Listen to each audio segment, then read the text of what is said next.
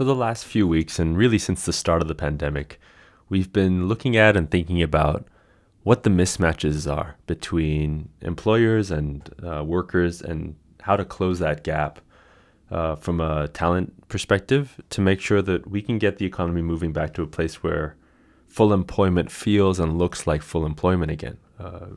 When you look around any city at the minute, you can still see tons of for hire signs. From our own experiences, we can see that hiring really at any level, regardless of what kind of work it is difficult at the moment.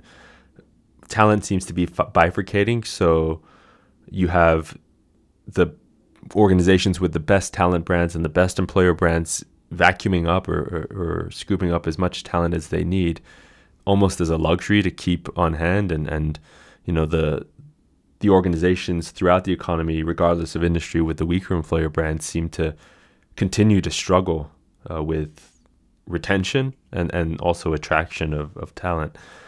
And the premise of today's episode and today's recording is to really just talk about an article that appeared in Business Insider titled "3 Mismatches Between What Employers Want and What Workers Are Looking For Amid the Labor Shortage."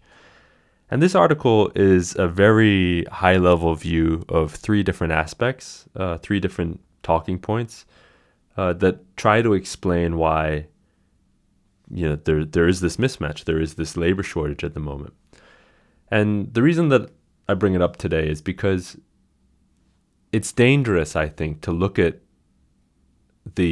what's happening in the labor markets at the moment so simplistically. And what happens is when individuals who don't think about human resources and talent acquisition and employer brand and organizational structure day in and day out look at an article like this, they can get the sense that, there's only really a few different things that are triggering what is this really complex stalemate almost with labor. So what I wanted to do was just kind of break down the article, look at each of these reasons that it proposes, and talk about a few different things that we're seeing here at Daggerfinn, and just from experience and thinking about these problems, point to maybe why these, if they aren't true intrinsically, are only maybe touching the surface of what the actual issue is. So number one, the article explains that one of the mismatches between employers and workers and why there's a labor shortage is because employers are only looking for individuals with many years of experience. They're looking for experienced workers. And while this might be true for certain organizations, from what I've seen out in the marketplace and from what I'm hearing and what I'm the conversations that I'm having, it isn't an experience thing that's triggering the labor shortage, and a lot of the labor shortage at the minute, or a lot of where it's most dire, is at the service level. Consumer facing roles are hard to fill at the moment, and if you ask any business owner, I think, or you ask any franchise owner or anybody who works in food service, for example, just as an anecdotal industry to choose, it's not about experience. They'll hire nearly anybody within reason who can do the job, but even anybody is hard to find for certain levels of the employment ladder at the moment. And so the idea that companies are struggling at the moment to find talent because we're leaving out an entire swath of the workforce entry level, that is, people who are just out of college or people who are just out of high school, just isn't necessarily true. There's a lot more to it than that. What you'll find, I think, is that individuals who are just coming into the workforce, the college grads, the high school grads, are looking for roles, and I speak, broadly here, so and with a very wide brush. This isn't necessarily true for everybody, but the roles that are most attractive in any organization and in any economy typically are over-indexed. You're going to get a supply and demand imbalance the way of supply. So you're going to see, I don't know, if pick any kind of really exciting role that is perceived as exciting, something like social media manager or something like that, where you're working in creative all day and you're putting content out.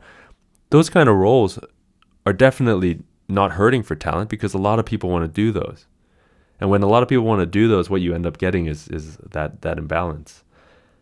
On the flip side, something that's a little bit, or perceived as more consumer facing, customer service or things like that, these kind of roles aren't as sexy, so to speak, and people don't rush to them when they come out of college. Then these are, there are deeper and kind of more complex things at play with what people are learning at college and the kind of degree choices people are taking. But the idea that experience is what employers are looking for, and that's why there's this labor shortage, isn't necessarily true. And I think to point to that is to point at something that's very small. It's a thin layer on kind of the entire coffee that you're drinking. The second argument that this article makes is that workers want freedom.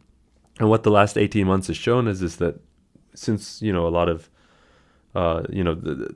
people aren't willing to work 24/7 is what the article says. And this is another one that I think is it has a little bit more merit than, say, the experienced argument, in my opinion, and from my perspective. But we're seeing organizations that are really shifting the way that they're organizing their work week. There's an example of a fast food restaurant down in Miami that has built an entire marketing campaign around it 3 days. 3 days is maximum. Its employees are working for 3 days, and then the rest of the week is open. And even a tactic like that isn't necessarily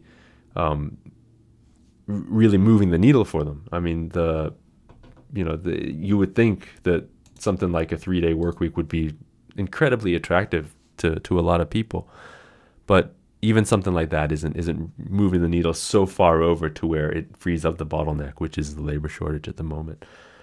Yes, people have experienced working from home, and yes, they've experienced the freedom of the last 18 months where maybe without the traditional things that require debt servicing, so your mortgage and your rent payments and things. Without those things, there's a level of freedom that means that you don't have to maybe work as much, like side hustles or things like that. Part-time gigs can cover the cost of living. But starting 2022 in January, when student loan payments all come back and things like that, you're going to see that this idea that you can achieve what you need to achieve in 3 days, when organizations for the last X number of years have serviced clients 5 days a week, how can companies switch to a 3-day work week en masse if their clients require attention on the 4th day, so to speak?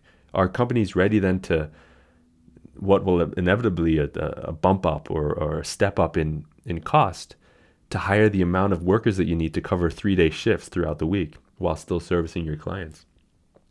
It's one of those things that I think, yes, workers might want this. Companies are, at the moment at least, open and flexible to offering shorter work weeks, but this is one of those things that something's got to give at some point. And I don't think, having looked at this nearly every single day since the start of the pandemic, is one of the main triggers as to why there's this labor shortage, because there is give on both sides. So that would be the second thing. And then finally, the article speaks to how workers want to be remote while employers want the teams back in person.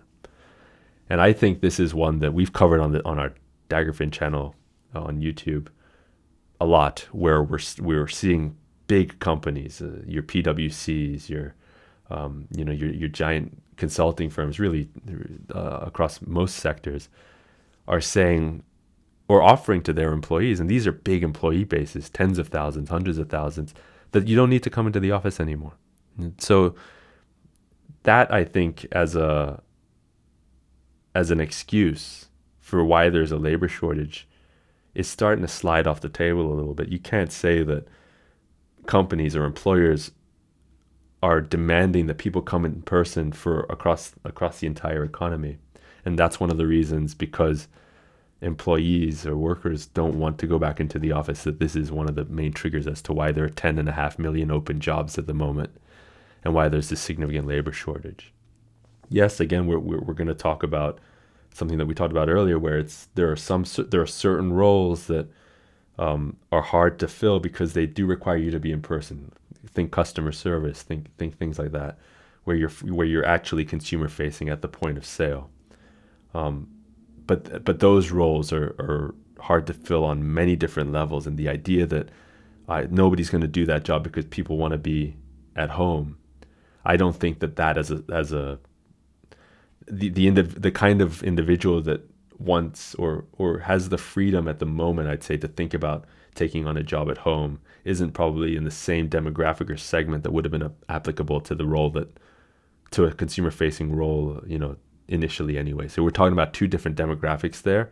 And when you segment out workers and jobs and by what's realistic, I think we're talking about two very different things. And you can't point to an issue that is almost exclusively knowledge-based worker segmented and apply it across the entire economy and say, like, this is one of the issues at the moment. So I bring this article up, I bring these 3 points up just to say that as we as practitioners of employer brand or talent acquisition or HR or marketing, as we see articles like this come to the market, we've got to think deeper about what's happening and not take things at face value. I think at face value, the labor shortage is easy to understand, right? Everybody needs to pay everybody more, but we've seen as actual practitioners that this isn't true. Pay is maybe third, fourth, fifth on priority for what workers are looking for at the moment. Because if it was all about money, that's an easy thing for a lot of organizations to check off, and really just remove the stalemate that is the labor shortage. So the intrinsic motivations behind workers is changing, and that's still developing. And as employers, that's something that still needs to be understood.